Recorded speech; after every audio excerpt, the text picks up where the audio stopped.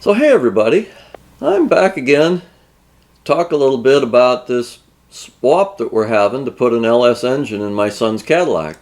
You know, it's kind of a process, so we got things we're working through. In the last video I posted, I had a number of comments about how nice the engine looked. So I thought maybe I'd walk through that a little bit, because as you're going through one of these projects, you know, one of the things you want to do is have it look nice. If we get started here, I'll use this first slide. You can see how that engine looked when we brought it in out of the truck, and you can see how it looks now as we're doing our trial fits. So just kind of as a reminder, this is what it looked like coming out of the original Chevy Avalanche. 5.3 liter LS four-wheel drive model. It spent a lot of time making trips up to the Upper Peninsula of Michigan in the wintertime to go snowmobiling and things, and it's got a lot of corrosion on it. So here's what it looks like once we got it stripped down.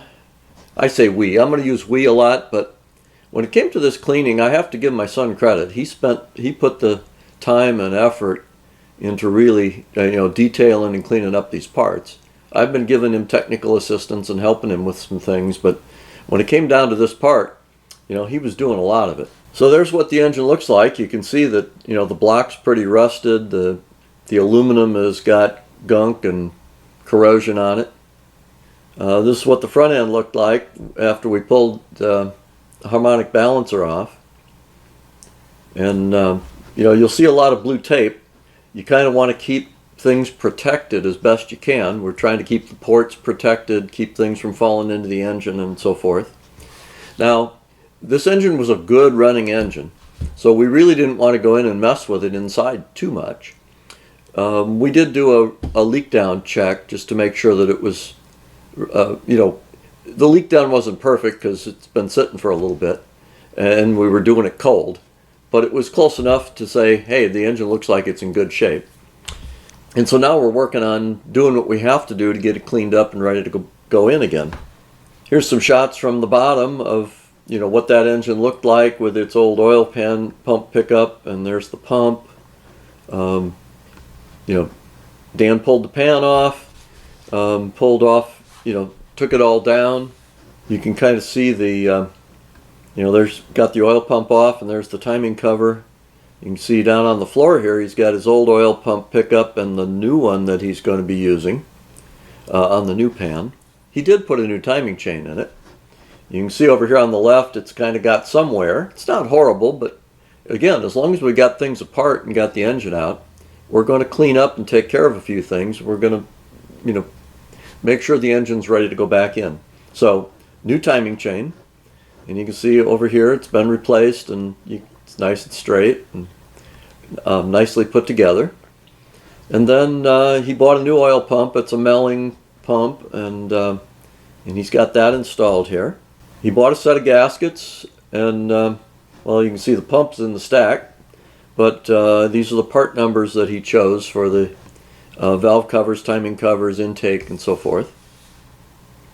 All Fel-Pro parts. And then he started cleaning things, and I'll tell you, so when I did the Camaro, I found with the aluminum parts, it's a little bit hard.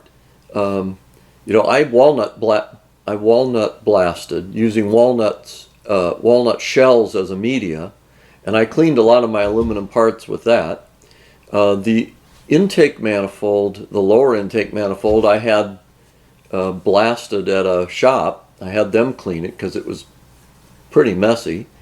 So aluminum's a little bit more fun.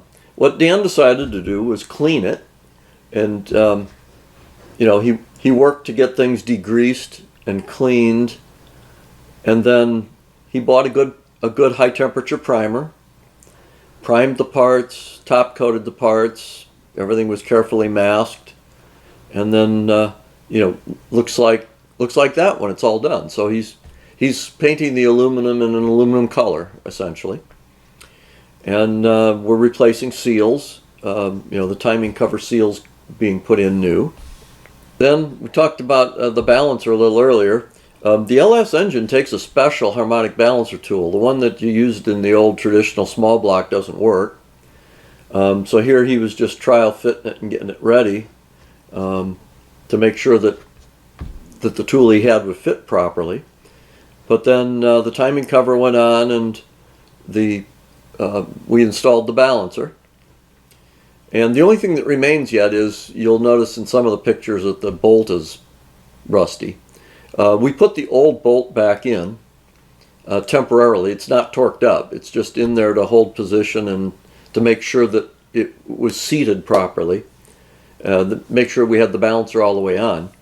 And once everything is ready and we know we don't have to pull the balancer back off again, we'll go in and torque it to spec.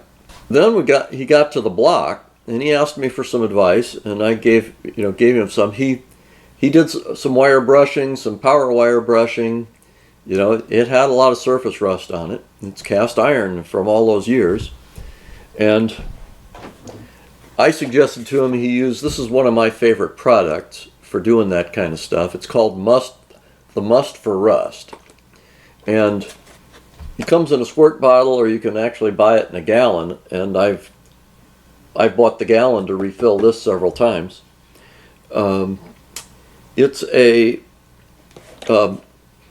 It's currently sold by Rust-Oleum. In these days, it was by Crud Cutter, so the product has been sold. But as far as I could tell, it's the same. It's a water-based phosphoric acid etch, and there are some other products around that are phosphoric acid based.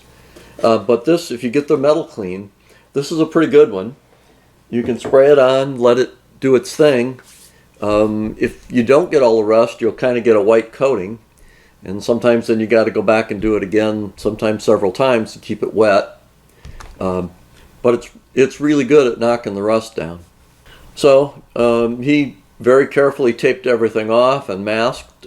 One of the challenges with doing this is making sure he followed a sequence to try to paint all the different parts in sequence, in such a sequence that it made logical sense as he was putting things back together.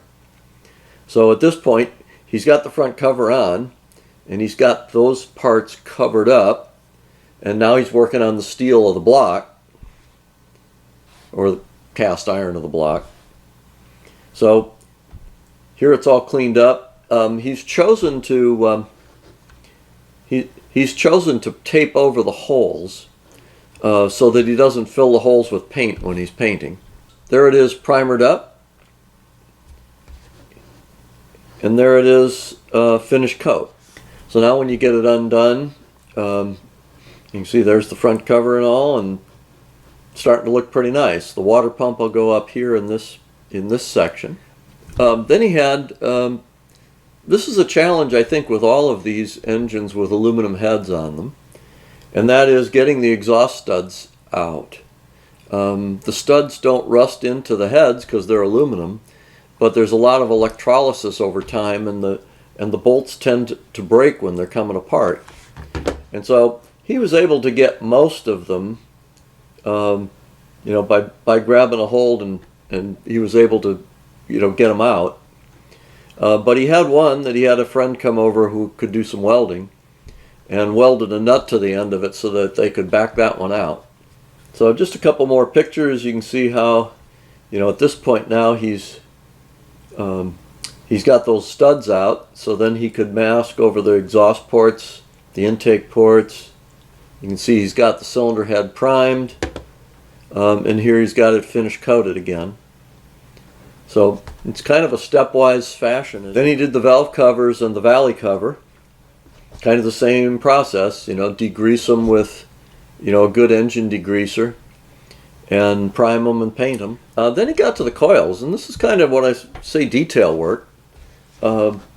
Here's the bracket with all of the coils for the engine, one for each side, and he disassembled those. He's got the coils here, and the coil, the plastic parts of the coil are all taped off. You'll see this, he's got a paintbrush here, and you see the cup. He's been using the Must for Rust on the steel cores. So you can see they're kind of all corroded. And then over in this view, they've been treated. So there's the masked off versions, and same thing, he treated those plates and then has sprayed them. Here they're sprayed with primer, here they're sprayed finish coat and completed. And here's what it looks like when he's got them all put back together. So the coils are all back in their brackets and all ready to go. Then the starter motor, it seemed to be all right. It was pretty ugly, but you can see up in this picture up in the up top left, the stud is broken off. When we tried to take the battery cable off, there was just no way of getting it loose. We worked and worked and worked, and eventually we broke the stud off. And if you go to the book and you go to the parts store, the parts stores will tell you you can only replace the motor as an assembly. You can't go down and buy that solenoid anymore, like you could with the older cars. However, it's not actually true. You just can't go down to the corner parts store and buy it. You have to go to a specialty shop that does auto electric. And if you take the part number off of the shell of the motor and you go online and take a look up for some auto electric sites, they'll sell you a brand new replacement solenoid that matches up based on, you can see there's a part number on here. So you get the part number of the motor, they'll sell you a new solenoid and it bolts right up, matches the old one nicely. Dan's same thing, he's cleaning up the starter motor. And then for this car, for the Cadillac, he needed a pan different from the truck pan that would clear the front cross member and give him proper installation. And this particular pan, there's the part number. This one came, it's a General Motors from GM Performance Parts, and that's this pan. It does, as we noted before, stick down a little bit below the cross member, but it's above the suspension, and it looks like a good fit for the car. And along with that, a new pickup tube and bracket that goes on here on the bottom, because you need a pickup that matches the depth of the pan. And then he's already bought some headers. You need something to fit the engine compartment on the Cadillac, and these real pretty chromy headers, they're from an S10 chassis LS swap. They're custom made for putting an LS into an S10. They work real nice for the Cadillac. If you look at one of our previous videos when we were testing things, when we got the engine in, we did trial fit and drop these in alongside the engine to make sure that we had clearance and that it looked like they would work. And it looks like a piece of cake. They do come with these extensions and provisions for oxygen sensor, which we will,